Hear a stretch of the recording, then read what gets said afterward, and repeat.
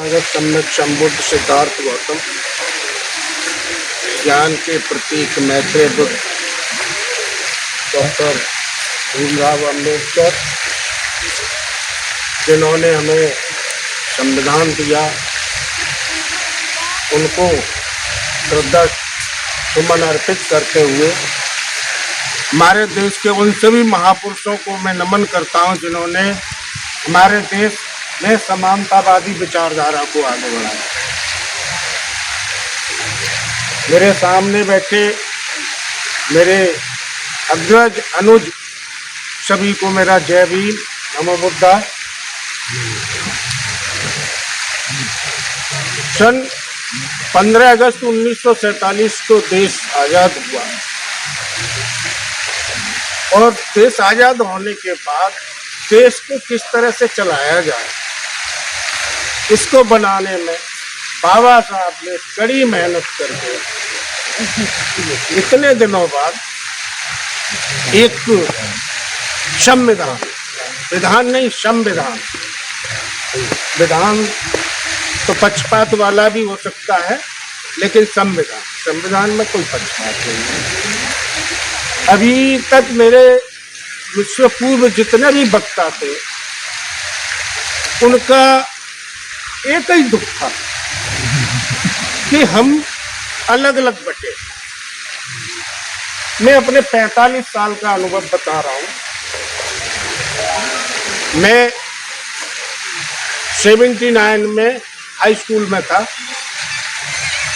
और तब से मैं मिशन से जुड़ा हुआ हूं। उस समय किताबें नहीं मिलती थी हमें पढ़ने के लिए। पढ़ने के लिए मात्र एक छोटी सी किताब होती थी, बाबा साहब का जीवन पर। आज हम देख रहे हैं गिने चुने लोग होते थे, मोहल्ले में कोई वोट मांगने आता था तो कह देते फला चाचा से बात कर लो, वो जहां कहेंगे वहां वोट डाल देंगे।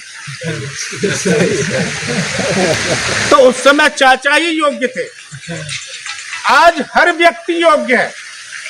बाबा साहब के जो विचार हैं आप सब लोगों में आ रहे हैं। हम इसको अच्छा कहें कि बुरा कहें? अच्छा कहें। परिवर्तन देखिए कितना हो रहा है।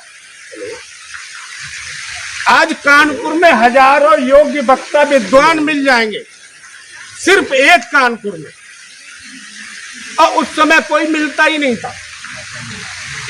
लोग म्यूजिक पार्टी के माध्यम से या संगीत पार्टी के माध्यम से या नौटंकी के माध्यम से पहले बाबा साहब की बात को जगह जगह पहुंचाया जाता था, वो भी इतनी स्वच्छ साफ नहीं होती थी। आज देश को आजाद करने में हमारे समाज के लाखों महापुरुष फांसी पे चढ़े। अब हमें पता लग पाई है ना। अभी तक हम लोग जातियों में बटे हुए थे, अभी एक वक्ता हमारे कह रहे थे कि अब संगठनों में बट गए। ये अच्छा भी हो सकता है और खराब भी हो सकता है। ये संक्रमण काल चल रहा है मेरे हिसाब से। मैंने समीक्षा किया, ये संक्रमण काल है और संक्रमण काल अच्छी रास्ते पे भी जा सकता है और बुरे रास्ते पे भी जा सकता है। आप ये क्यों भूल जाते हो कि 2 अप्रैल 2018 बिना लीडरशिप के आपने इतिहास लिखा कि नहीं लिखा? तो आप पॉजिटिव सोचिए, बी पॉजिटिव। कम से कम हमारा हर व्यक्ति हमारे बहुजन बाबा साहब के मिशन को जान तो गया, जान गया। चल कितना पा रहा है ये अभी समीक्षा का विषय है, लेकिन जान गया। पहले तो जान ही नहीं था। तो घबराइए मत। एक और उदाहरण देता हूं मैं आपको। अभी ये यहीं का है, इसी जगह का है। कोई लीडरशिप थी नहीं। कानपुर इस बुद्धा पार्क को बचाने में कोई लीडरशिप थी? नहीं। सारे ही लोग इकट्ठे हुए, इसका मतलब हम पॉजिटिव जा रहे हैं। बिल्कुल यार, हम पॉजिटिव जा रहे हैं, हमने बचाया। बिल्कुल बचाया। हर संडे को यहाँ आते हैं, बिल्कुल श्रमदान करते हैं, जाने लायक घूमने लायक बना दिया आपने। ये एक मिसाल पेश की, और ये खाली कानपुर में ही नहीं हुआ। आपके इस काम के बाद मुरादाबाद वालों ने भी अपना बुद्धा पार्क बचा लिया। कि कानपुर वाले कर सकते हैं तो हम क्यों नहीं कर सकते? कमी कहां पे है? हम किसी भी पार्टी को वोट दें, क्या हम उस पार्टी को एहसास करा पाते हैं कि हमने तुमको वोट दिया? बताएं। वोट तो देते हैं हम, विधायक को विधायक भी बना देते हैं। कभी विधायक को एहसास कराया कि तुम मेरे वोट से जीते हो, मेरा काम करो। यहीं पे हम मात खाते हैं। जब तक वो विधायक, जनप्रतिनिधि, सांसद या वो सरकार आपका काम करने के लिए मजबूर न हो, तब तक आप वोट मत दो। ठीक है, हमारे विचार नहीं मेल खाते, हमारी अपनी भी पार्टियां उनसे सारे शेड्यूल कास्ट के लोगों की जातियों के मेल नहीं खाता, लेकिन दूसरियों से खा जाता है। दूसरी पार्टी जो आपके समाज की नहीं है, वो आपका क्या भला करेगी? ये तो गाय बगाए भाई रह के कुछ तो भला करेगी, आपके एंटी सोशल तो कोई काम नहीं करेगी। तो इस पर विचार करें कि आप एहसास कराइए जनप्रतिनिधि को कि तुम मेरे वोट से जीते हो, मेरे घर की गली तुम्हें पक्की बनवानी है, तभी बनाएगा ना वो। नहीं तो वो कहता है कि तुमने वोट ही नहीं। तो अपनी वोट की ताकत का उसको एहसास कराओ, चाहे आपने उसे वोट दिया हो या ना दिया, तो भी एहसास कराओ कि हमारे ही वोट से जीते हो, तभी आपका कल्याण होगा। और ऐसे बनिए, नहीं सरकार अपनी है तो भी हमारा काम हो, इतने सशक्त बनिए। आपकी सरकारें होती हैं, फिर भी उसके बाद भी आपके यहाँ कत्लेआम होता है, लूट डकैती होती है, महिलाओं के साथ बलात्कार होता है कि नहीं होता? आपकी सरकार होने पर भी ऐसे ही शक्तिमान बनिए, शक्ति अपने में धारण करिए कि नहीं भी हमारी सरकार है, नहीं भी कोई हमारा जनप्रतिनिधि है, तो भी मेरा घर सुरक्षित रहे। इतना तो कर सकते हैं। अगर इतना कर लिया तो आपकी सरकार भी बनेगी, आपके सारे काम भी बनेंगे। अब मैं अपील करूंगा, क्या करें आगे? किसी भी समाज के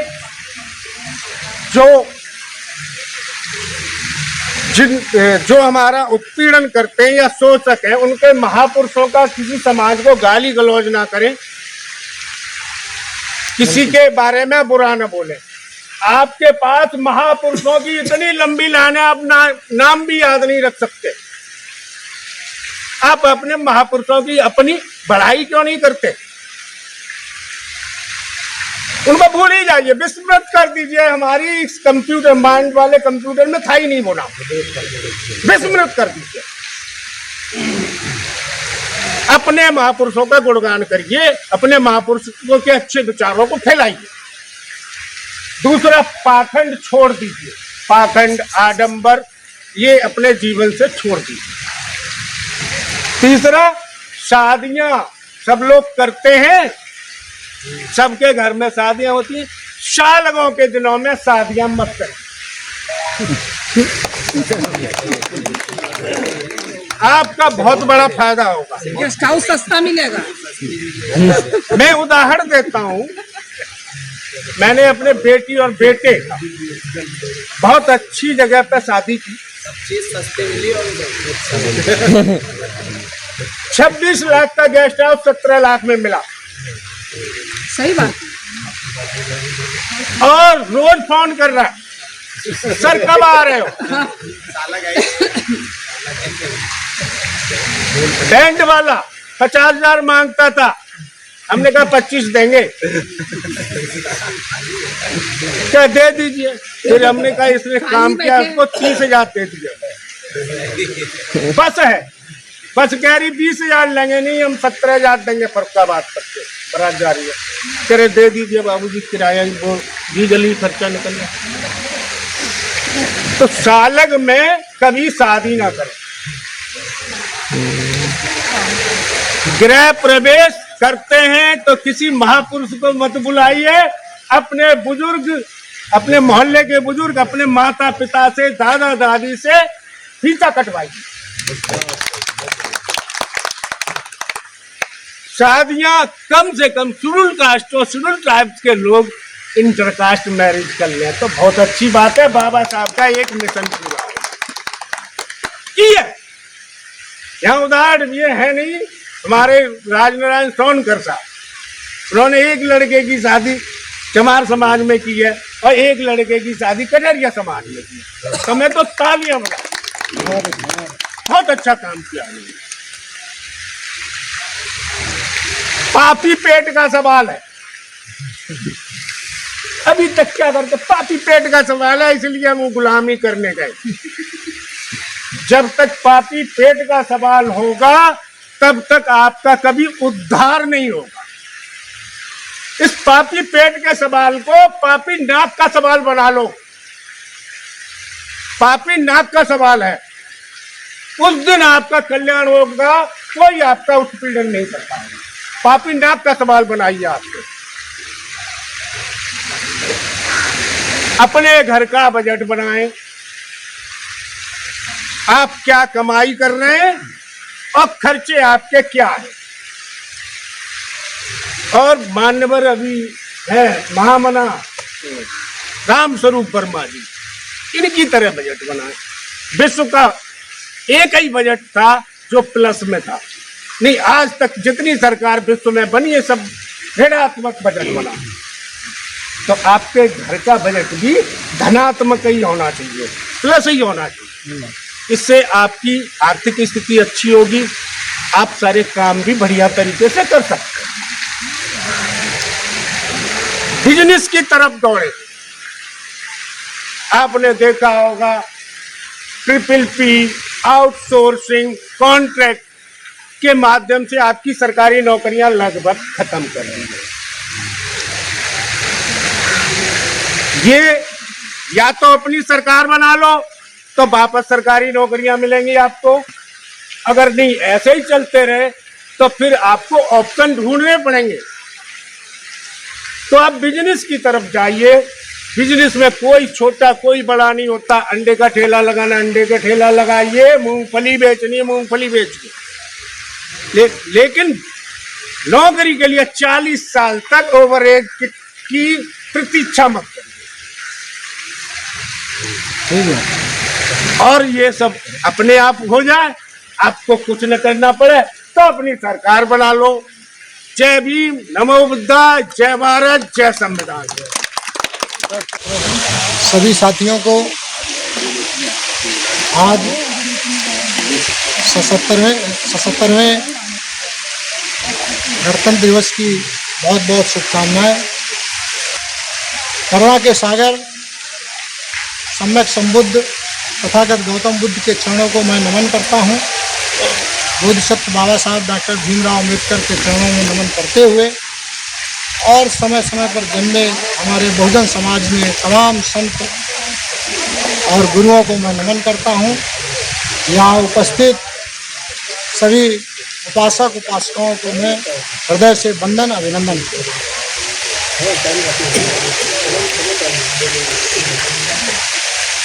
कई मीटिंगों में ये कहा जाता है कि ये हमेशा कोसा जाता है हमें और तुम्हें और सबको समाज कि बाबा साहब ने कहा था 18 मार्च 1956 को आगरा में कि इस कारवां को मैं बड़ी मुश्किल से यहाँ तक लाया हूँ।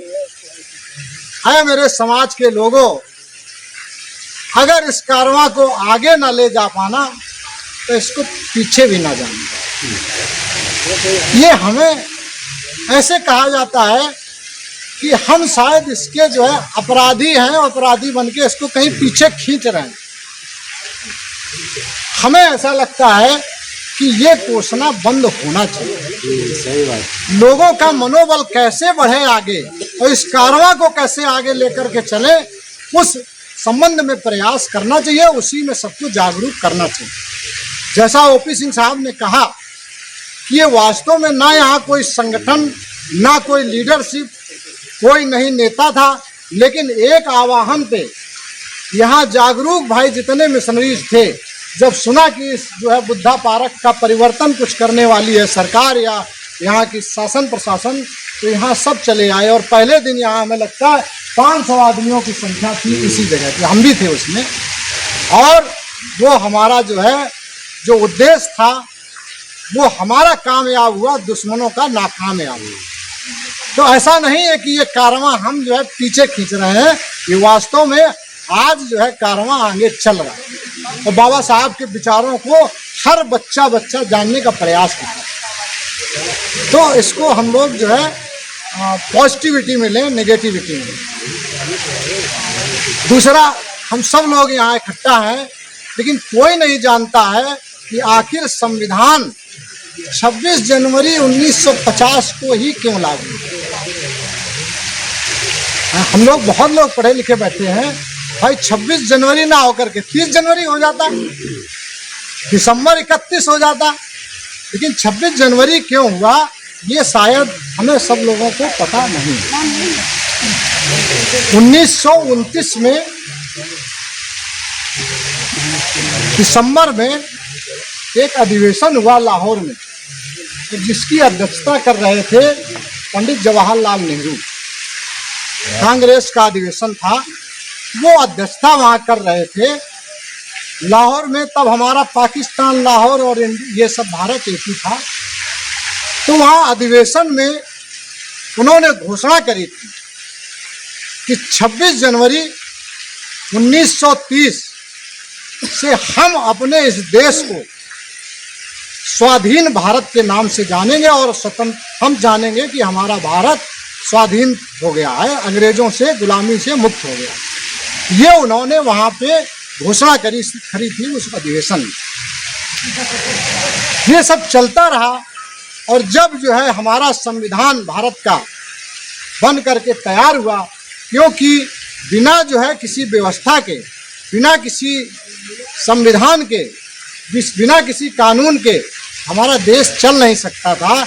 इसलिए प्रारूप समिति बनाई गई, संविधान सभा बनाई गई और उसमें जो है हमारे जो है जिसके चेयरमैन थे बाबा साहब डॉक्टर भीमराव अम्बेडकर, उनके अधीनस्थ वो पूरी कमेटी ने काम किया और संविधान, जैसा कि सब लोग आप जानते हो, कि 2 साल 11 महीने 18 दिन में बन के तैयार हुआ और 26 नवंबर 1949 को ये जो है सौंपा गया। और फिर जब 26 जनवरी, ये उसी का परिणाम था कि 26 जनवरी को ही हमारा जो है देश स्वाधीनता घोषित की गई थी, इसलिए 26 जनवरी 1950 को ये हमारा संविधान लागू किया गया और हम पूर्ण रूप से गणतंत्र हो पाए। गणतंत्र मतलब गण माने व्यक्ति, जन।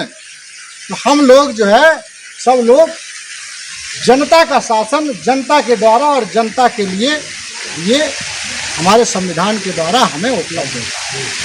साथियों, बहुत ज़्यादा देर तक अगर कुछ कहेंगे तो अभी और बहुत लोग हैं और ज़्यादा समय नहीं लेंगे, लेकिन जैसा ओपी सिंह साहब ने कहा कि शादी हम तभी करें या कोई कार्यक्रम करें तो हम पंडितों के पत्रा के अनुसार ना करें, ये बिल्कुल सही बात है। और हमने तय किया है, हमने अपनी बेटी की शादी अभी तय कर दी है और मैं घरों में पहले से बता चुका हूँ कि भाई जिस दिन साहलग नहीं होगी उस दिन हम शादी करेंगे और ये बिल्कुल सत्य। मैंने लड़के वालों से भी कह दिया है कि भाई मैं शादी बौद्ध रीति रिवाज से करूँगा। 6 बजे से 10 बजे के बीच शादी का कार्यक्रम संपन्न हो जाएगा और खाना तभी जब वो सब जनाती वराती खाएंगे जब शादी का कार्यक्रम बौद्धिस्ट रीति रिवाज से आप लोग देख लेंगे। ये नहीं कि शादी होती रहेगी, आए लोग खाना खाए चले गए। उनको कोई मतलब नहीं है कि बारात कब आई, कब कैसे शादी हुई, क्या हुआ। तो मैं जो है अभी हमारे कई साथी जो शरीक होंगे आप सब लोग उसमें, तो उसमें ये मतलब व्यवस्था रहेगी कि शादी हो जाएगी और व्यवस्था वो सारा चीज़ आप देख लोगे, उसके बाद खाने की व्यवस्था। तो ये है। दूसरा एक और कहना चाहूँगा, हमारी विजय डॉक्टर साहब से अभी कल बात हो रही थी कि हम कहते हैं कि मनुवाद ब्राह्मणवाद, मनुवाद ब्राह्मणवाद, लेकिन हम कभी झांकते हैं कि हम जो है मनुवादी और ब्राह्मणवादी हैं कि नहीं। हम जरा ध्यान दें कि हम ब्राह्मणवाद को कितना पाल रहे हैं, पोस रहे हैं, कितना उसमें पानी डाल के उसको बढ़ा रहे हैं। क्या हम कभी जो है किसी, जैसे हमारा भाई बैठा है, हमें लगता है अपने संबोधन में बेचारे ने 15 बार उसने कहा कि मैं मेथर मैं भंगी, मैं मेथर मैं भंगी। क्यों कहना पड़ रहा है? इसलिए क्योंकि हम सब लोग उस भाई के साथ कभी बैठना पसंद करते हैं क्या? कभी हम सोचते हैं क्या कि हमारी बहन बेटी किसी मेथर या भंगी की जात के उसमें घर जा सकती है क्या? कभी सोचा है कभी क्या? अगर हम ये सोचना ये शुरू कर दें तो फिर हम ब्राह्मणवाद को कोसें, तब हम सोचें कि हम जो है हम ब्राह्मणवाद के पोषक नहीं हैं। हम किसी कठेरिया भाई के घर में शादी संबंध कर लें, जैसे सोनकर साहब ने, हमारे राजनारायण सोनकर साहब ने करा, तो फिर हम ब्राह्मणवाद के पोषक नहीं। हम ये कभी सोचते हैं कि हम कठेरिया से बड़े हैं, लेकिन हम छोटे कितनों से हैं, कितने लोगों से हम छोटे हैं। ये वर्णवाद व्यवस्था में ये कभी हमने विचार किया है? तो ये हमें विचार करना पड़ेगा। हमें छोटे के घर में, या हमारा भाई जो अपने आप को कहता है कि मैं छोटी जाति का हूँ, तो उसको बुलाएं, सबसे पहले उसके साथ खाना खाएं और बैठें, विचार करें, तब वो जो है आपके बराबर आपकी बात करना शुरू करेगा। तब हम ब्राह्मणवाद के वास्तव में पोषक पालक नहीं। अरे शब्द यूज करो, चोरी चमारी क्या होता है भाई? हमारे सामने बैठा व्यक्ति बोलता है भाई चोर चमार ना हो यहाँ। क्यों भाई? ये बनाया किसने? आप विचार करो। ये मनुवादियों ने कहा है, आपको गाली दी है, आपके द्वारा कहलवा रहे हैं चोर चमार। और एक क्या कहते हैं, जहां चार कोरी तहां बात बोरी। क्यों मास्टर साहब? चलता है ना। और ये कोरी क्या देता है? ये कोरी क्या देता है कि जहां चार कोरी वहीं बात बोरी। तो हम अपने आप अपने समाज में खुद अपने आप को गाली दे रहे हैं और मनुवाद की बातों को हम मान रहे हैं। तो ऐसी कहावतों पे हमारा कहने का मतलब है आप रोक लगाइए। और आप ही को नहीं कहा है, उन्होंने कहा जो अहीर पिंगुल पढ़े तऊ तीन गुणहीन, चलिबो उठिबो बैठिबो लियो विधाता छीन। कि किसने कहा है? तो उन्हीं लोगों ने कहा है ना, आपको नीच बताने के लिए, समय समय पे चेताने के लिए। तो ऐसी एक अभी कल बात हो रही थी, मानवर श्याम नारायण सिंह के वहाँ मैं गया था। श्याम नारायण सिंह के यहाँ सभी वहाँ ब्राह्मण लोग बैठे थे और सब ब्राह्मणों की बात कर रहे थे। ये जहाँ बैठते हैं, जहाँ जैसी मीटिंग होती है उस तरह से अपनी बात रख लेते हैं। अभी उन्होंने कहा दुष्यंत और शकुंतला से भारत का नाम पड़ा, जो कि बिल्कुल निरर्थक है, जो कि सही नहीं है। ठीक है। तो वहाँ एक व्यक्ति कह रहा था कि धोबी का कुत्ता घर का नगाट। हम लोग भी कहते हैं धोबी का कुत्ता घर का नगाट। अरे पंडित का कुत्ता घर का घाट का क्यों नहीं हो सकता? पंडित ज्यादा पालता है, धोबी तो पालता ही नहीं कुत्ता, वो तो बेचारा कपड़े का काम करता है। तो हम ऐसी जो ये छुट्टियां बनाई हैं मनुवादियों ने, हमें गाली देने की बात करी है, उन चीज़ों को हम दिमाग में रखें, त्यागें और विचार करें कि जो है ऐसी बातों को हमें नहीं कहना।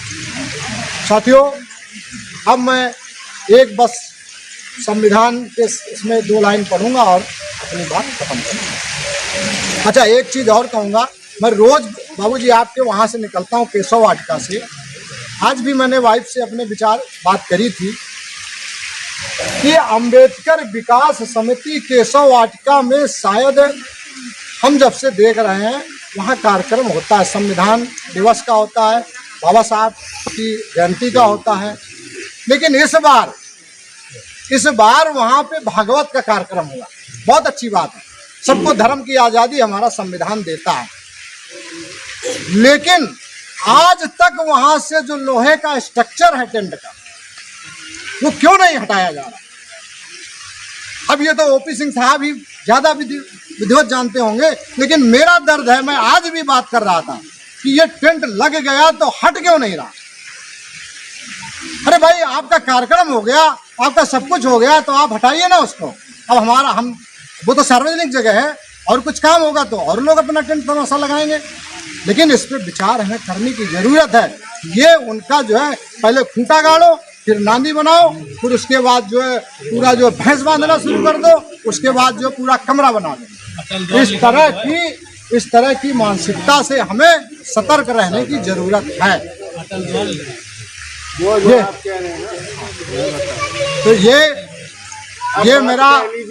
मेरे सर का रुतबा तेरे संविधान से मिला है। बाबा साहब के हम कभी जो है कर्ज से कभी उद्धार नहीं हो सकते हैं। ये मेरे सर का रुतबा तेरे संविधान से मिला है। ये मान और सम्मान भी मेरा तेरे संविधान से मिला है। मिला होगा औरों को जो मुकद्दर से मिला होगा, मुझे तो मेरा मुकद्दर भी तेरे संविधान से मिला है। बहुत बहुत धन्यवाद। हम शायद समय ज़्यादा ले लिए होंगे, उसके लिए माफ़ी। सबसे पहले अपने समाज में जन्मे सभी संतों, गुरुओं, महापुरुषों, त्यागियों को नमन करते हुए करुणा के सागर, समता, समानता, मैत्री, मानवता, शील, सदाचार, प्राणी उपकार, सत्य, अहिंसा, बहुजन हिताय, बहुजन सुखाय, अंत और आदि प्रज्ञा और समाज का पाठ पढ़ाकर विश्व को ज्ञान का दिया दिखाने वाले युग पुरुष, युग प्रवर्तक, महापुरुष तथागत बुद्ध के चरणों में को नमन और वंदन करती हूँ। साथ ही साथ बहुजनों के विधाता, हंस के मुक्तिदाता, वंचितों के ढाल, ज्ञान का मिसाल, नारी उद्धारक, समाज सुधारक, इतिहास के पाठ्य किताबों के साथ ही निडर, निर्भीक, धैर्यवान, उच्च कोटि के विद्वान, symbol of knowledge, leader of गोलमेज, अर्थशास्त्र के जानकार, महान शिल्पकार, मनुष्य नृत्य के नाटक, बुद्ध के उपासक, जातीयता के बैरी, इंसानियत के पहरी, वर्तमान भविष्य के सरताज, कानून के ज्ञाता, संविधान निर्माता, मैं आरतीवाद बहुत बहुत नमन करते हैं। अगर संविधान आज कुछ बोल पाता तो हम सभी से क्या कहता?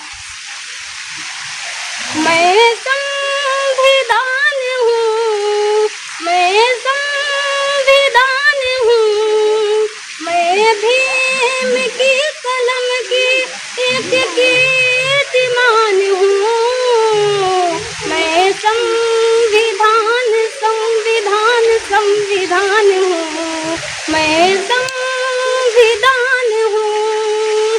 संसार की इकलौती ऐसी किताब हूँ, हर जुल्म जाति का करता हर हिसाब हूँ। मनुवाद का हर मोड़ का हर हिसाब हूँ। पन्ने पलट के देखो मैं भी मेरा हूँ। भारत में मैं ही मान स्वाभिमान हूँ। मैं संविधान संविधान संविधान हूँ, मैं संविधान हूँ। जय भीम, नमो बुद्धाय। मैं सब लोग एक बात पूछना चाहती हूँ जो हमारे मन में है। जैसे भैया ने कहा कि मैं वाल्मीकि, मैं नहीं मानती हूँ। मैं तो एक मानव हूँ। मेरे घर में कोई भी आता है, मैं उसको उसी थाली खिलाती हूँ जिस थाली में मैं खाती हूँ, उसी गिलास में पानी पिलाती हूँ जिस गिलास से मैं पीती हूँ। क्योंकि तो मैं मानव हूँ। मैं ये नहीं जानती कि कोई कमल है, कोई चमार है, कोई कुछ है, ये सब कुछ नहीं मानती। पर एक भैया ने अभी कहा कि चोरी और चमारी, चोरी का मतलब तो चोरी है, लेकिन चमारी का क्या मतलब है? चमारी नहीं होता, चपाटी होता। नहीं भैया, चपाटी नहीं होता। हम आपको बता रहे हैं। एक बार मेरी बात सुन लीजिए। हम सिलाई का काम करते हैं, मेरी यहाँ महिलाएं आएंगी, कहेंगी चोरी और चमारी। हम कहेंगे दीदी चोरी तो चलो चोरी करता है उसको चोरी कर दे, लेकिन चमारी का क्या मतलब है? जिस दिन हमको कोई चमारी का मतलब बता देगा उस दिन हम मान लेंगे।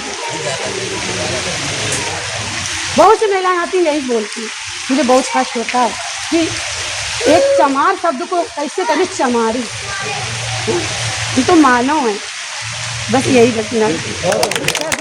और महानायिकाओं को चरणों में अपनी श्रद्धा सुमन अर्पित करते हुए उपस्थित सभी प्रबुद्धजनों, मातृशक्तियों, छोटे बच्चों को गणतंत्र दिवस की हार्दिक शुभकामनाएं प्रेषित करता हूं।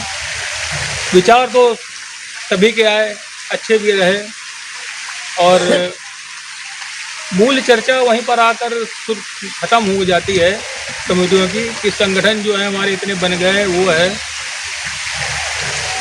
कोई भी संगठन बनता है किसी भी समाज का हो, चाहे वो सामाजिक हो, धार्मिक हो, राजनीतिक हो, इवन आर्थिक भी हो, बनता तो बड़े जोश खरोश के साथ, एक मिशन के साथ, एक मोटो के साथ है, लेकिन उस मिशन को चलाने के लिए जो आवश्यक तत्व होता है, सामाजिक संगठनों के परिप्रेक्ष्य में बात कर रहा हूँ, सामाजिक समझदारी, और दूसरा होता है सामाजिक ईमानदारी। हमारे महापुरुषों ने जो इतनी विषम परिस्थितियों में, आज तो हम सूटेड बूटेड उड़ते हैं, 4 व्हीलर भी हमारे पास, सारी चीज़ें हैं हमारे महापुरुषों के आशीर्वाद से। वो जो हमारे अंदर बुद्धिजीवियों को खास बात कर रहा हूँ, क्या वो समझदारी विकसित हुई है? अगर विकसित हो गई तो क्या उस मिशन को लागू करने के लिए क्या हमारे अंदर उतनी नैतिकता, उतनी ईमानदारी है? नहीं, बिल्कुल नहीं। बस हमारे महापुरुषों का उद्देश्य यही था, जो उतनी विषम परिस्थितियों में वो हमको यहाँ तक ले करके आए, उनके अंदर सामाजिक समझदारी थी, दूसरी बात उनके अंदर ईमानदारी थी, और तीसरी बात ये थी कि बहुत पेशेंस था। याद करिए बुद्ध का दौर, एक राजकुमार पैदल घूम करके उसने मतलब पूरे दुनिया में बुद्धिज्म को फैला दिया, विचारधारा को फैलाया, क्योंकि उनकी ईमानदारी से लोग प्रभावित होकर उन्होंने संघ का निर्माण किया। बोले कि मैं इस काम को जो मैंने प्राप्त किया है अपने विवेक से, अपनी तपश्चर्या से, उसको अकेले नहीं फैला सकता हूँ जन जन तक। तो उन्होंने संघ की स्थापना की, संघ में अपने जैसे ही लोगों को उन्होंने ट्रेंड किया। तीसरा बात था ट्रेंड करना। ट्रेंड करने का जो बिल्कुल बाबा साहब से लेकर या मान्यवर कांसीराम तक जो चला, जो कैडरों की क्या स्थिति हो गई, किसी से छुपी नहीं, आप सब बुद्धिजीवी हो यहाँ पर। और दूसरी बात, हमने अपने शायद ही मिशन के प्रति ईमानदारी या समझदारी तो विकसित कर ली है, लेकिन अपने प्रति, मिशन के प्रति नहीं। हो सकता है किसी को मेरी बात नागवार गुजरे, उसके लिए क्षमा प्रार्थी हूँ। ईमानदारी, आप लोग तो धन्यवाद के पात्र हैं कि 10 बजे से आप यहाँ आए, अपना समय दिया है यहाँ पर। ये आपके पेशेंस का मतलब नमूना है। किसी में कोई भी मिशन तभी सफल होगा जब हम अपने आप को समझदारी विकसित करें और हर व्यक्ति को उस जैसा बनाने की लिए कोशिश करें। उसके लिए प्रॉपर कैडर चलाना पड़ेगा। कैडर कैसा होगा ये हमारा सब कुछ तय करेगा। उसके लिए हमें पेशेंस रखना पड़ेगा, स्वयं का स्वार्थ त्याग करके मिशन को प्रायोरिटी पर रखना होगा तभी भी। और दूसरी बात ये बात आई, सभी जातियों का जिक्र हो रहा था, जातियों पर अभिमान करना बंद कर दीजिए। बाबा साहब ने लेसन ऑफ कास्ट में जाति को इंटरनेशनल कहा है, अभी आपने बताया, और हम जातीय अभिमान लिए घुमा करते हैं। तमाम संगठन के लोग जो है अपनी अपनी जाति को प्रमोट करते हैं। सभी जातियों ने काम किया, जातियों ने, व्यक्ति ने काम किया है। वो उस जाति में पैदा होगा, उसकी गलती नहीं थी। बाबा साहब को कानपुर की सरजमी पे पहली बार और आखिरी बार लाने का श्रेय जो जाता है रामलाल सोनकर जी को जाता है। शायद वो किसी को मालूम है। उन्होंने क्या किया, उनके अंदर इन्फिनिटी कॉम्प्लेक्स नहीं था। उस व्यवस्था के अंतर्गत जब समाज बिल्कुल हमारा असहाय था, समाज के पास साइकिल नहीं होती थी, तो बाबा साहब की जो रामलीला कमेटी जिस पर राम तार यात्रा निकालते थे, शोभा यात्रा निकालते थे, उसको उन्होंने हायर किया। उन्होंने नहीं दिया कि नहीं हम उसके लिए आपको नहीं देंगे। तो उनके अंदर इतनी सामर्थ्य था, चाहे धन का हो या बाहुबल का हो या जिस चीज़ का। उन्होंने कहा अगर नहीं दोगे तो आपका ये जो रामलीला वाला कार्यक्रम जो है ये हम यहाँ नहीं होने देंगे। उस जमाने के लोग ऐसी बात बताते हैं, वो संदर्भों में दर्ज भी हैं। तो उनके अंदर सेल्फ कॉन्फिडेंस था। आज तो हमारे पास लगभग चीज़ें सुलभ हैं। हम किस व्यवस्था से डर रहे हैं? जो व्यवस्था हम ही बनाते हैं। उस व्यवस्था को हम ही बना रहे हैं, हमारे लोगों द्वारा बनाई जा रही हैं। सरकारें हम ही आप तो चुन रहे हैं ना। हमारा पैटर्न हो सकता है हमारा प्रतिद्वंदी हमसे ज़्यादा षड्यंत्रकारी हो, तो इसलिए हम जितने भी लोग यहाँ पर हैं उनसे एक रिक्वेस्ट करते हैं कि आप ईमानदार हो जाइए मिशन के प्रति। मिशन अपने आप फलीभूत होगा, वही तत्व कहीं ना कहीं मिसिंग है, ऐसा हम सोचते हैं। बाकी क्या सोचते हैं वो उनका अपना आउटलुक है। तो हम चाहते हैं कि अगर आप ईमानदारी से मिशन का एक एक बच्चा काम करेगा तो उनको खाने में यूँ लगेगा समय। और हिंदपीढ़ी कॉम्प्लेक्स अपने आप से निकाल दीजिए, हम क्या नहीं कर सकते। अभी सभी हमारे पूर्वजों की हालत पशुवत थी, हांडी को पूछ लटकाते थे, आज तो हमारे अंदर टाई लटका आती है, लटका के घूमते हैं। तो हम उनसे डरे क्यों? मरना तो हमको वैसे भी है, हमें मरना है तो उनसे लड़ के मरेंगे। अगर हमें तो गिराएंगे तो हमारा भाई हमारे बदला लेगा उसका। बाबा साहब ने हमारे लिए लड़ाई की, तमाम महापुरुषों ने हमारे लिए लड़ाई की। लड़ाई का मतलब वैचारिक लड़ाई। और जब उस लड़ाई की बात आएगी तब भी देखा जाएगा, लड़ते हैं ना, हिंदू मुसलमान करते हैं। तो हमारे लोगों को तो यूज किया जाता है, आज एक सौ काले विधायक को यूज किया जा रहा है। तो ये हमें मैसेज देती है कि हमें समझदारी विकसित करनी है, उस समझदारी को समाज के निचले तबके तक ले जाना है ईमानदारी के साथ। और रिजल्ट आपके सामने बहुत खूबसूरत होने वाला है। अभी उदाहरण भी दिया गया था बुद्धा पार्क का 2 अप्रैल 2018 का। चलिए इसी के साथ मैं अपनी वाणी को नाम देता हूँ। आपने मुझे धैर्य सुना, सभी को जय भीम।